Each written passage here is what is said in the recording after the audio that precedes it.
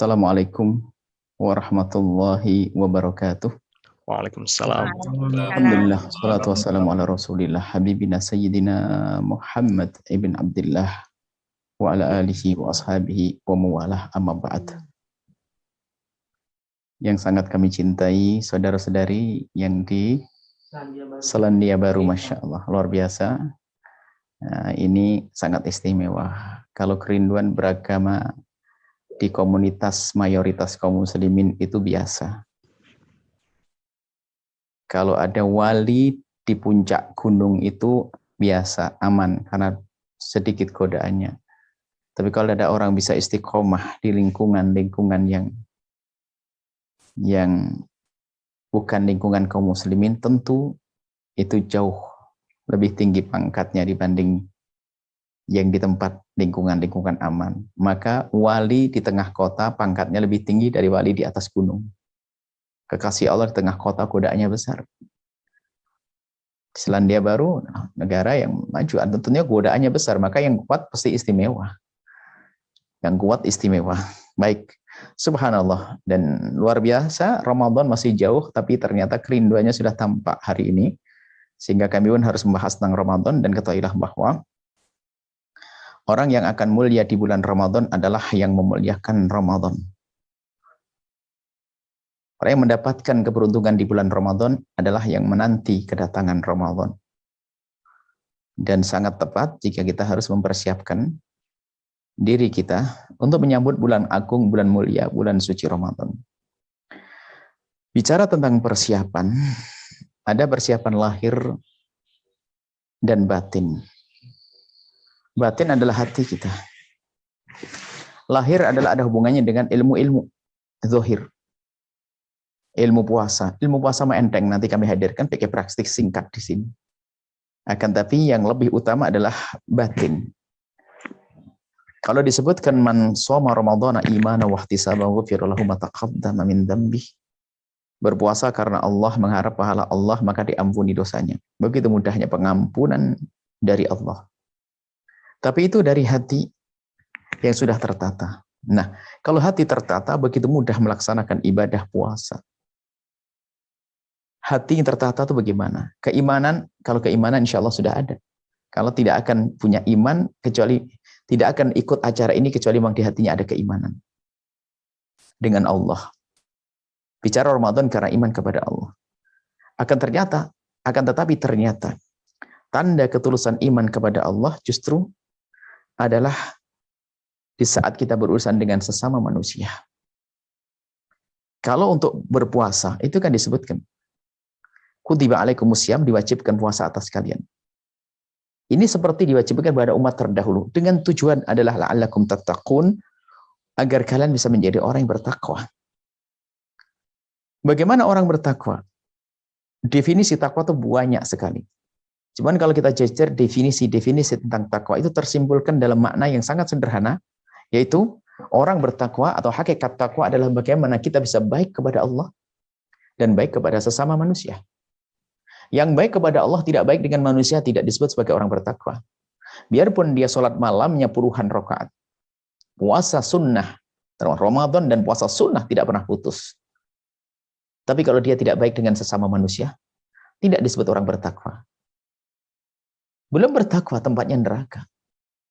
Sampai dikatakan seorang perempuan dikatakan di hadapan baginda Nabi, seorang perempuan yang tudkar bi kathratis sholati wasyami, ada seorang perempuan yang dia sholatnya banyak, puasanya banyak. Terkagum-kagum sahabat Nabi mendengar cerita tentang seorang wanita yang sholatnya banyak dan puasanya banyak. Hanya saja orang ini tu'dhi jiranahu bilisan, tu'dhi bilisaniha. Tu'dhi jiranaha bilisaniha. Cuman dia punya kebiasaan nyakiti tetangga dengan lesannya. Apa kata baginda Nabi SAW? Biarpun dia ahli ibadah, ahli sholat, ahli puasa, tapi dia suka nyakiti tetangganya dengan lesannya, la khaira fiha, enggak ada kebaikannya bagi wanita tersebut, innaha min ahlin nari, dia ahli neraka. Kisahnya perempuan, tapi sama, laki-laki juga sama. Karena kebetulan terjadi ini pada seorang perempuan. Biarpun baik kepada Allah, tapi tidak baik kepada sama manusia, tidak bertakwa. Atau sebaliknya, ada orang baik kepada manusia, tapi tidak baik dengan Allah, maka juga keropos ketakwaannya. Tidak serius bertakwa. Baik kepada Allah itu sangat mudah. Baik kepada Allah sangat mudah. Yang berat memang baik kepada manusia. Baik kepada Allah bagaimana kita menjalankan kewajiban-kewajiban. Sholat 5 waktu. Kemudian puasa Ramadan. Itu pun ada aturan-aturannya, nanti akan kami hadirkan. Kemudian ada haji bagi yang mampu. Zakat bagi yang punya harta dan seterusnya. Sedikit sekali kewajiban untuk baik kepada Allah SWT. Tapi kepada manusia, Masya Allah, yang sebetulnya kalau kita dengan manusia bisa benar baik, akhirnya keindahan ada pada diri kita sendiri. Orang, manusia adalah satu manusia. Ada Allah, ada manusia. Tapi manusia ada ayahanda kita, ada ibunda kita, ada istri, ada anak, ada. Coba, alangkah indahnya hidup kita kalau kita benar jalinan kita dengan ayahanda dan ibunda. Alangkah indahnya hidup kita kalau benar jalinan kita dengan anak kita, dengan pasangan kita. Maka dikatakan bahwasanya jika orang bisa merajut kebahagiaan di dunia, maka itu muqaddimah bahagia di akhirat. Maka hidupnya di dunia dengan kebencian, permusuhan, pertentangan, dendam, prasangka buruk, itu alamat ahli neraka. Maka yang perlu kami tekankan di sini untuk menjadi orang bertakwa, baik kepada Allah, iya. Urusan sholat dan nanti puasa Ramadan. Tapi ada yang perlu kita siapkan. Baik kepada manusia. Kuncinya di hati. Singkat, mari. Kita tata hati kita. Pastikan kalau kita akan memangkas dendam kita. Bukan tidak ada dendam. Oh, enggak ada. Semua dari kita ada potensi dendam. Potensi dengki. Potensi sombong. Karena di dalam diri kita ada hawa nafsu yang ammarah bisu. Memerintahkan pada kekejian. Hawa nafsu kita mengajak pada kekejian. Maka ada potensi dendam, ada potensi marah, ada potensi kita dengan dengki tetangga sukses, kita merasa gelisah, ada itu. Cuman kelebihan kita adalah di saat kita merasakan ada sakit, ada penyakit itu, kita perangi. Maka namanya jihadun nafsi, memerangi hawa nafsu kita. Yang dikatakan jihad akbar. Perang agung adalah di saat kita memerangi hawa nafsu kita. Yang mengajak kita untuk mendengki, saudara. Mengajak kita untuk benci. Mengajak kita untuk dendam, mengajak kita untuk sombong, ada di hati. Yuk kita perangi. Lalu bagaimana kita dengan sesama manusia? Singkat. Agar kita indah dengan manusia, pastikan. Setelah pertemuan ini Anda tidak mengeluarkan kalimat kotor untuk atau tentang saudara kita. Untuk saudara kita atau tentang. Artinya jangan ngomong kasar kepada kotor ke orang. Mencaci, mengolok, dan sebagainya. Jangan ngomong jelek tentang seseorang. Pastikan. Hari ini kita diajari untuk rusak. Komentar di WhatsApp, komentar di YouTube, komentar di media sosial. Yang mengajari kita untuk menjadi jelek sejelek-jeleknya. Capek secapek-capeknya. Karena kalau sudah orang di dalam dunia ada benci, dengki, dendam, capek hidupnya. Tapi si lapang hati, lapang dada tersebut yang hatinya penuh kasih dan cinta telah dipangkas kedengkian, dendam dan benci di hatinya, oh hidupnya tenang, seperti masuk surga, seperti di surga belum masuk surga. Pastikan Anda tidak berucap kalimat kotor. Kan ganti dengan kalimat baik. Saya pengen marah kepada dia. Mungkin semestinya saya caci dan olok dia. Mungkin dia kurang ajar, pinjam duit tidak kembali-kembali, menfitnah lagi. Daripada kita ngomong kotor, kita ganti dengan kalimat baik. Ya Allah, dia keterlaluan denganku, memfitnahku, meminjam uangku kepadaku, tidak kembalikan. Tapi dia beli mobil, beli motor. Ya Allah, berikan rezeki yang banyak dan mudahkan dia bayar hutang, ampuni. Ya Allah, jaga. Kita doakan doa-doa yang baik. Pastikan Anda mendengar suara kami saat ini. Kalau Anda tidak kuat, Anda tutup saja saat ini. Karena ini adalah kemuliaan yang sesungguhnya. Kita perlu menata hati kita. Ayo, kita tidak biasa dengan marah. Dengan dendam kepada seorang. Ya marah, tapi harus kita tumpangi dengan kebaikan. Saya marah kepada seorang, saya akan kirim hadiah esok hari. Nah, kalau kita sudah siapkan hati begini, puasa Ramadan indah. Bayangkan di Ramadan kita dengan emosi, dendam, dan amarah. Capek Ramadan, seorang suami yang bekerja keras mencari rizki untuk istrinya. Bayangkan, bekerja keras mungkin di bawah terik matahari yang panas. Tidak tahu Selandia Baru berapa jam di Ramadan tahun ini kira-kira? Musim panas sih. 16 jam. Waduh lumayan ya. Bayangkan, 16 jam. Ramadan tahun ini 16 jam. Bayangkan kalau di luar kita di bawah terik matahari 16 jam tak tahu mencarikan rizki untuk istri yang suka bikin panas, enak atau tidak kira-kira? Atau sebaliknya seorang istri yang lagi masak, menanak nasi di depan kompor yang panas hanya untuk suami yang suka nyelkit kalau ngomong bikin panas. Enak atau tidak? Nggak enak. Tapi coba kita bekerja keras, kita meres keringat banting tulang. Secapek apapun, tapi untuk orang yang tutur katanya lembut. Penuh ketambahan, terima kasih tidak pernah luput dari lesannya. Permohonan maaf pun juga tidak pernah lepas dari lesannya. Indah. Begitu juga seorang istri menanamkan nasi buat suami. Kita pun dengan tetangga. Loh, puasa enak. Bayangkan kita lagi puasa, tak tanya ngelihat tetangganya beli mobil baru. Dari mana dapat duit? Sakit, kasihan banget itu. Jadi, membersihkan hati itu penting sekali. Untuk menghadapi Ramadan dengan bersih hati. Makanya biasanya tradisi di kampung, kita ada namanya apa megengan atau apa istilahnya. Sebelum Ramadan kita tukar-menukar makanan. Kita membuat nasi, ditaruh di, kalau dulu kan takir bahasa Jawanya itu adalah dari daun begitu, dibagi-bagi tetangga. Sebelum masuk Ramadan. Sebelumnya itu apa? Ada pesan apa? Yuk kita damai, agar Ramadan nanti ngajak terawih. Enak semuanya. Jadi sebelum Ramadan sudah kita menjalin silaturahmi yang baik. Coba kita tidak pernah ketemu tiba-tiba Ramadan ngajak terawih. Kita malah dimarahi. Ah, sok banget, sok soleh. Terawih-terawih sendiri kok. Kayak gitu. Tapi kita sudah mulai dengan kebaikan kita. Jadi ini mungkin pertama adalah biasakan lisan tidak mengucap yang jelek. Untuk seseorang atau tentang seseorang. Jangan ngomongin kejelekan orang. Sudah. Goodbye dengan gunjingan. Selesai, ya aku tidak mau. Selesai. Maka jika ada orang berbuat salah kepada kita, pastikan akan kita balas dengan kalimat baik.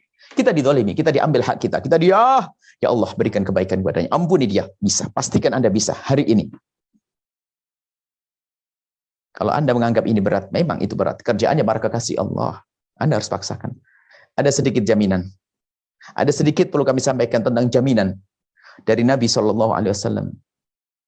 Kalau Anda mendoakan dengan doa baik orang yang bermasalah dengan Anda tadi, maka ketahuilah yang akan dikabul lebih dulu adalah doa untuk Anda. Maka Anda jangan ragu mendoakan. Bahkan kami pun kadang-kadang kalau agak pusing-pusing urusan pondok, pembangunan nggak jalan ya, kadang-kadang guyonannya ini kok tidak ada orang ganggu saya, ini kalau ada ganggu saya lumayan, agar saya doain dengan doa kebaikan nanti saya dapat. Maka kalau ada orang ganggu kita, mencaci kita, ngolah kita, jangan ragu tentang awas nanti malam ya. Dan berani nyaci saya, fitnah saya, gunjing saya nanti malam awas. Kenapa namanya? Tunggu. Dan ya Allah, temanku kurang ajar kepadaku, mencaciku, mengolokku, ya Allah, tambahkan rezekinya ya Allah. Malaikat menjawab, walaka bimithlin, kau dapat duluan. Kamu dapat duluan. Sudah, selama yuk kita tukar-menukar hadiah. Dan tolong, hadiah bukan setelah menjelang Lebaran saja. Lebih utama saat ini menemukan hati. Baik. Karena waktu ya mungkin singkat saja ini tentang urusan hati tata. Pokoknya jangan caci, jangan ngolok, jangan ngomongin kejelekan orang. Jangan jelekin orang dengan lesan kita, atau lesan maksudnya dengan tangan kita langsung ke orang tersebut. WA juga bisa. Jangan. Hilangkan kalimat kotor yang menyakitkan. Ganti dengan panjatan doa yang baik. Panjatan doa yang tulus ya. Panjatan doa menyakitkan juga ada. Doanya doa bikin kurang aja, bikin sakit hati. Kalau ada orang pelit, lalu kita bilang, ya Allah, jadikan dia orang dermawan depan orang terang-terangan. Ini kurang ajar, nyakiti juga itu doanya. Bukan begitu, doa tulus. Maka Allah akan beri untuk kita.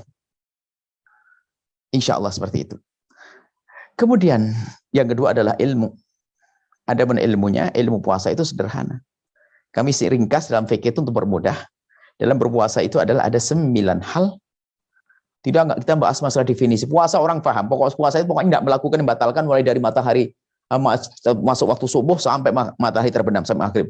Menjelang subuh sampai maghrib. Itu adalah puasa. Menahan diri dari hal yang membatalkannya. Kan gitu. Definisi puasa adalah menahan diri dari hal yang membatalkan puasa. Mulai dari terbitnya fajar shadiq, yakni masuk waktu subuh, hingga terbenam matahari masuk waktu maghrib. Itu puasa. Cuman kan kita harus tahu apa sih yang membatalkan puasa, kan begitu. Maka kami singkat ringkas 9 hal yang membatalkan puasa dan 9 orang yang tidak wajib berpuasa. Tidak tahu Anda pengen yang mana duluan, kan begitu. Membatalkan puasa adalah pertama, contoh saja, nanti akan saya jabarkan. Barangkali sebelum Ramadan ada lagi pertemuan, saya akan bahas tentang fikih atau cari fikih kami. Yang membatalkan puasa yang pertama adalah yang pertama, memasukkan sesuatu ke salah satu lubang yang 5. Yang pertama isinya 5. Memasukkan sesuatu ke salah satu lubang 5. Lubang 5 itu adalah lubang mulut, lubang hidung, 2, lubang telinga 3, lubang buang air kecil 4, lubang buang air besar 5. Memasukkan sesuatu kalau salah satu lubang 5 ini membatalkan puasa. Cuman harus ada penjelasannya, maksud memasukkan itu di mana sih? Ada rinciannya, itu dalam fikih praktis kami sebutkan satu demi satu, dan memang sengaja itu fikih kami buat sepraktis mungkin, artinya biarpun tidak pernah belajar agama, membaca dia paham, bisa ngajar yang lainnya. Memasukkan ke lubang mulut itu artinya menelan. Selagi tidak menelan maka tidak batal puasa. Misalnya di siang hari bulan Ramadan Anda puasa, lalu Anda ambil es krim, langsung Anda masuk ke mulut, begitu, nggak batal puasa Anda, asalkan tidak Anda telan. Cuman sakit, ya ngapain nelen, ngapain masukkan es krim ke mulut? Selagi tidak ditelan tidak batal. Jadi yang batalkan adalah nelen. Nelennya itu yang batalkan puasa. Anda masukkan permen ke dalam mulut selagi tidak ditelan tidak batal puasa. Makruh iya. Selesai. Sederhana. Makanya kalau orang gigit apa enggak batal asalkan tidak digigit. Asal enggak ditelan. Nah, kemudian karena bab nelen biasanya ada pertanyaan lagi karena belajarnya sambil ngantuk. Sampai di rumah bingung. Pak, kalau nelen ludah gimana ceritanya? Oh iya gimana ya? Kayaknya puasanya nggak nelen ludah. Ngeludah terus, kelihatan tidak cantik lagi, tidak ganteng lagi. Ngeludah terus. Kan babnya nelen tadi. Iya nggak tanya. Lah bapak nggak tanya. Mama juga nggak tanya. Ya memang sama-sama nggak tanya, bingung. Akhirnya Pak, dijawab gini, kayaknya sih batal. Kayaknya batal. Berarti kayaknya enggak kan? Pusing. Harus pasti dong ilmu tuh. Nelen ludah itu tidak batalkan puasa. Dengan catatan. Nah ini fikih praktis sederhana. Jadi fikih itu harus paham, nggak boleh setengah paham. Kalau sudah paham coba, Anda tanya ke Ustadz, Ustadznya tanya, Ustadz nelen ludah batal nggak? Kayaknya enggak. Kayaknya enggak. Apa itu? Pusing, kayaknya enggak, kayak batal juga. Nggak ada tuh. Harus batal atau tidak? Maka jawab, menelan ludah tidak batalkan puasa. Asalkan, nah ini, itu fikih praktis. Sengaja kami akan sindir fikih praktis supaya nanti bisa masuk sendiri ke sana. Menelan ludah tidak batalkan puasa dengan 3 catatan. Pertama, ludahnya sendiri. Kalau ludah orang, ya batal dong lidahnya orang. Cuman biasanya orang masa buyang wong basah lidahnya orang, ya Anda tidak kenal kemesraan. Bisa saja suami istri bermesraan dengan ludah istrinya, bisa saja. Jangan dibayangin yang haram, yang jorok-jorok, masa ludahnya orang di gelas diminum begitu, bukan dong. Jadi ini kan dunia-dunia keindahan, dunia halal. Jadi ludah istri ketelan sama kita, batal. Ludahnya orang lain. Jadi yang pertama adalah ludah sendiri. Ludah orang tidak boleh. Yang kedua, ludah belum bercampur sesuatu. Ludahnya campur permen, batal. Batal. Yang ketiga, ludahnya masih di tempatnya. Mohon maaf, sengaja kami buat ini menggelitik supaya nggak lupa-lupa. Ludahnya masih dalam mulutnya sendiri. Kalau seandainya ada seorang ibu-ibu mulai dari pagi nyimpen ludah di gelas, taruh di kulkas, mohon maafin. Sudah, nggak usah diteruskan. Kemudian, itu batalkan puasa. Karena sudah keluar dari mulutnya. Maka, nah ini kami menjelaskan begitu bisa untuk meyakinkan bahwasanya, nih, saya punya ludah kalau saya puasa. Nggak batal. Bahkan saya ulama mengatakan, kalau seandainya ada orang mengumpulkan ludahnya sendiri, di dalam mulutnya sendiri, asalkan tidak bercampur dengan siapapun, baru ditelan, nggak batal kok. Asalkan ludahnya. Gampang, fikih itu nggak boleh setengah paham. Harus paham benar. Baik ya, selesai masalah urusan ludah. Kemudian yang kedua adalah memasukkan suatu ke lubang hidung. Ini kalau tidak belajar beneran bisa problem, bisa rumah tangga berebut. Akhirnya apa? Aduh, kacau nih. Kenapa? Pengajian paling tidak enak hari ini. Memang kenapa? Aduh, memasukkan hidung batalkan puasa. Mau kenapa? Saya punya hobi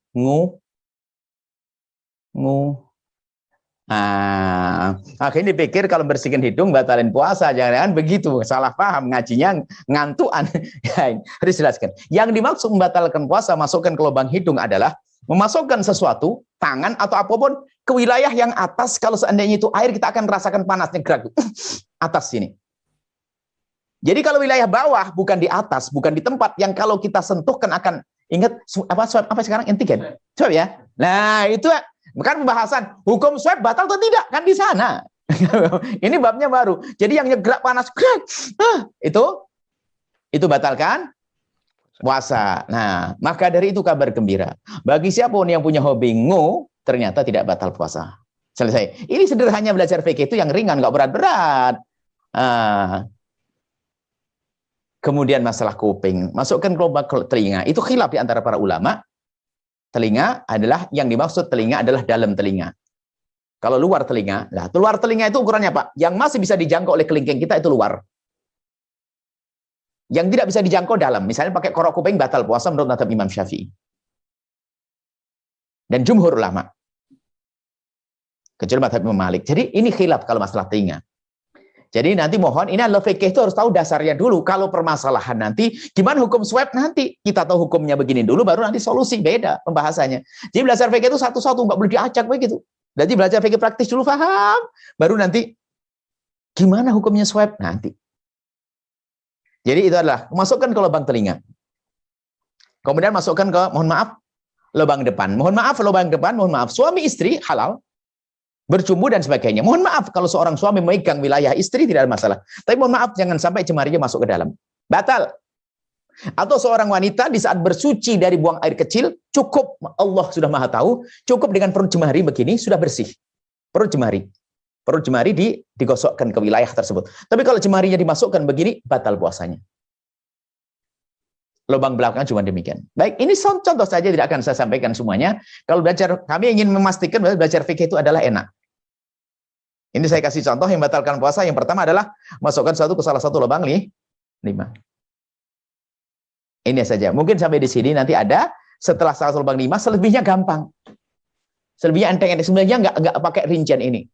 Kayak melahirkan, itu apa nifas atau haid, itu kan sudah ada aturan sendiri.